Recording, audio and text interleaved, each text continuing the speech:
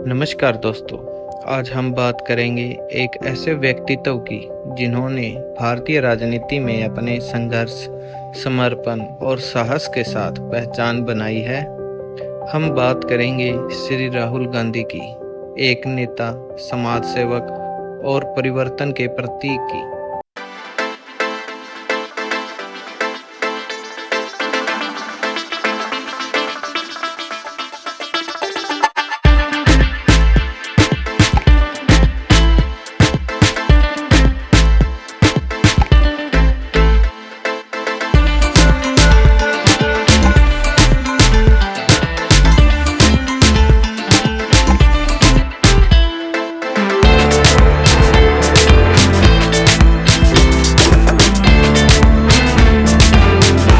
सरकार लानी है। चलिए शुरू करते हैं आज की वीडियो।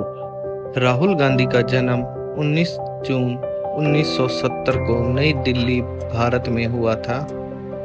उनका पूरा नाम राहुल राजीव गांधी है। वह भारत के प्रतिष्ठित गांधी नेहरू परिवार से आते हैं, जो भारतीय राजनीति में एक महत्वपूर्ण स्थान रखता है।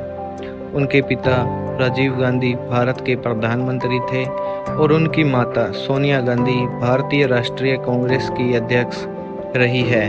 उनकी दादी इंदिरा गांधी भी भारत की प्रधानमंत्री रह चुकी है और उनके परदादा जवाहरलाल नेहरू भारत के पहले प्रधानमंत्री थे। तो चलिए जानते हैं राहुल गांधी के बारे में कुछ रोचक जानकारियां। राहुल गांधी की प्रारंभिक शिक्षा नई दिल्ली के सेंट कोलंबा स्कूल में हुई। बाद में उन्होंने दिल्ली के दून स्कूल से भी शिक्षा प्राप्त की। जब इंदिरा गांधी की हत्या हुई, तब राहुल गांधी का जीवन गहरे प्रभाव से गुजरा। इंदिरा गांधी की हत्या 31 अक्टूबर 1984 को उनके अपने ही सुरक्षा गार्डों द्वारा की गई थी। उस समय राहुल गांधी केवल 14 वर्ष के थे। यह घटना न केवल उनके परिवार के लिए बल्कि पूरे देश के लिए एक सदमे के रूप में आई। राहुल गांधी अपनी दादी इंदिरा गांधी के बहुत करीब थे। उनकी मृत्यु ने राहुल को व्यक्तिगत रूप से बहुत गहरा आघात पहुंचाया। एक युवा किशोर के लिए अपनी दादी की इस प्रकार की हिंसात्मक मृत्यु देखना अत्यंत दुखद और त्रासदीपूर्ण था। इंदिरा गांधी की हत्या के बाद उनके पिता राजीव गांधी प्रधानमंत्री बने।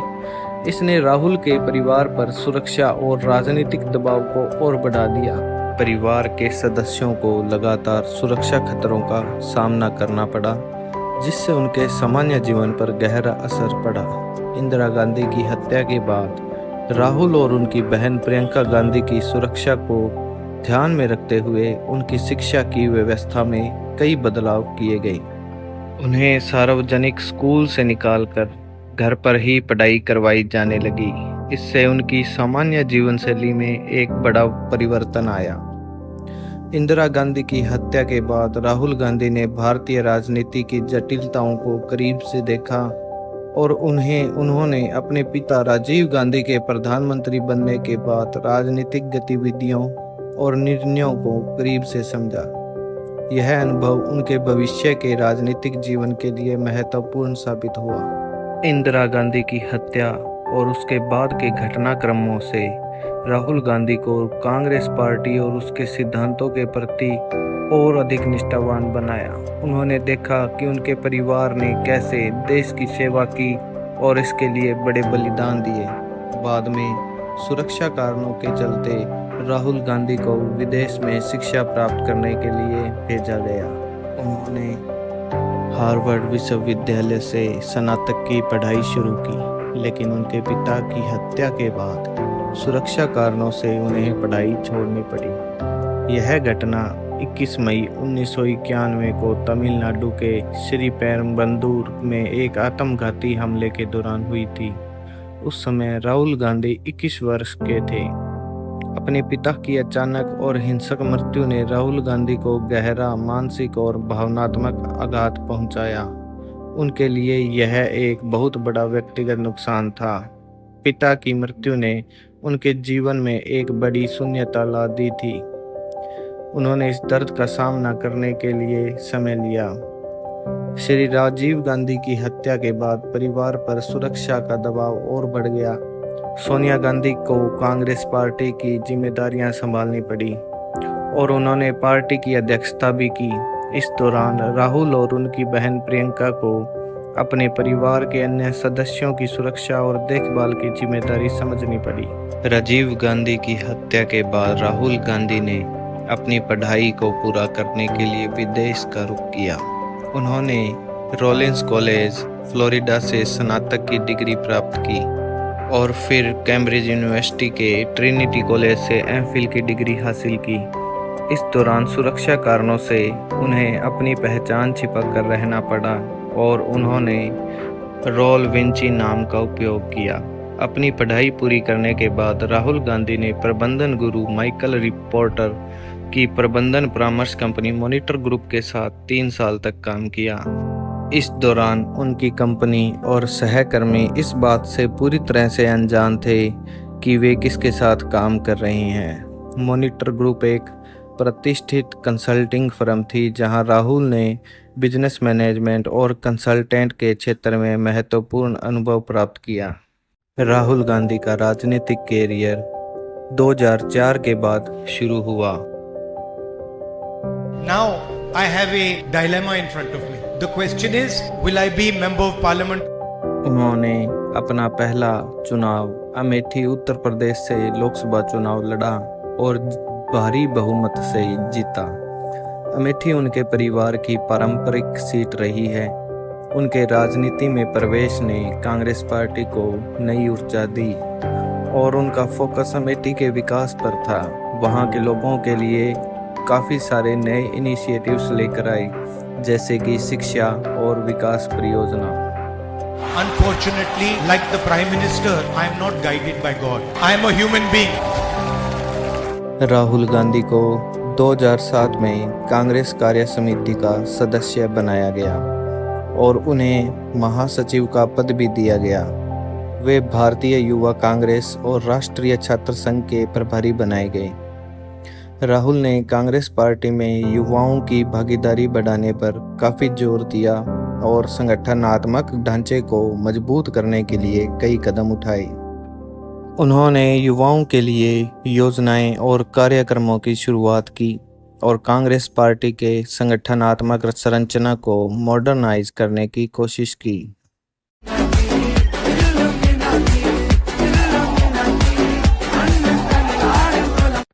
2009 में राहुल गांधी ने फिर से अमेठी में चुनाव लड़ा और फिर से काफ़ी बहुमत से चुनाव जीता।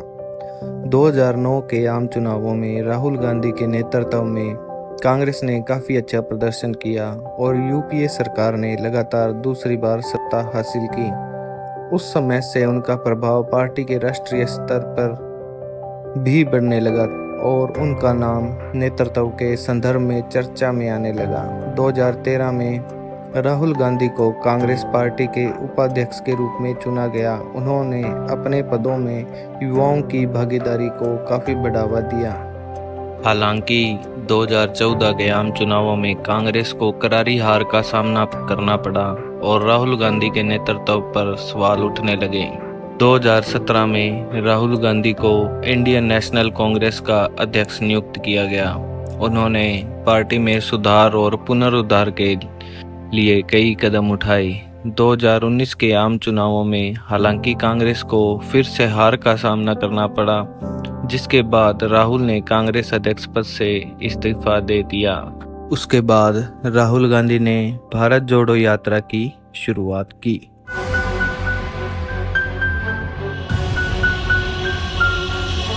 इस यात्रा का लक्ष्य जो बीजेपी और आरएसएस हिंदुस्तान में नफरत और हिंसा फैला रही है, उसके खिलाफ खड़े होने का है।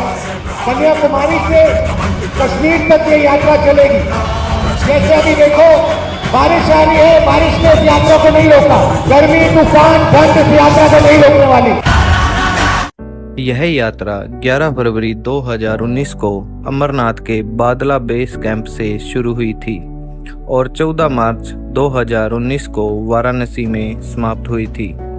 इस यात्रा का मुख्य उद्देश्य था भारत के विभिन्न हिस्सों के गांवों और शहरों को जोड़ना, लोगों से मिलना और उनकी समस्याओं को सुनना। यह यात्रा राहुल गांधी के चुनावी अभियान का हिस्सा था, जिससे वे जनता के बीच गांवों से लेकर शहरों तक के कई जगहों पर जाकर उनकी समस्याओं को समझने और समाधान के लिए उनकी योजनाएं प्रस्तुत करने का प्रयास किया था।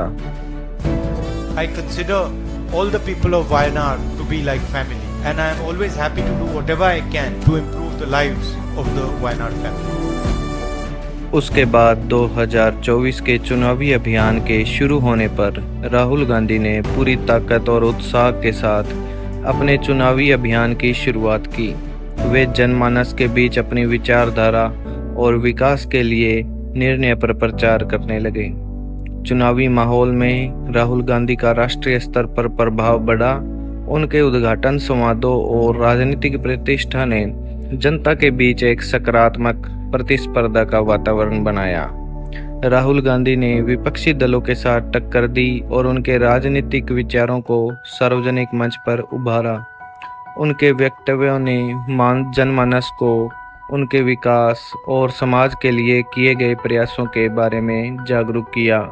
पहले हमारे गांव से कम 20-25 बंदे थे, हम तैयारी करते हैं। अब गांव में कोई भी बच्चा ऐसा नहीं है जो वो फिलहाल फौज की तैयारी करता है। सारे ग्राउंड खाली पड़े हैं सर। जिन्होंने योजना बनाई कि हमें एक जवान फौज बनानी है, वो 60 साल नौकरी करेंगे और गरीब किसान मजदूर के बच्चे 4 साल। आप देखना, जब अग्निवीर में 3 लोगों को निकालेंगे ना, वो सब गरीब निकलेंगे और जो एक बचेगा वो अमीर घर का बैठा रहेगा वहाँ पे। हमने अपने मैनिफेस्टो में लिखा है कि अग्निवीर योजना को हम कैंसिल करें। हालांकि चुनावों के नतीजे उनके अनुसार नहीं आए, पर फिर भी कांग्रेस ने बहुत ही बेहतरीन प्रदर्शन किया राहुल गांधी के नेतृत्व में।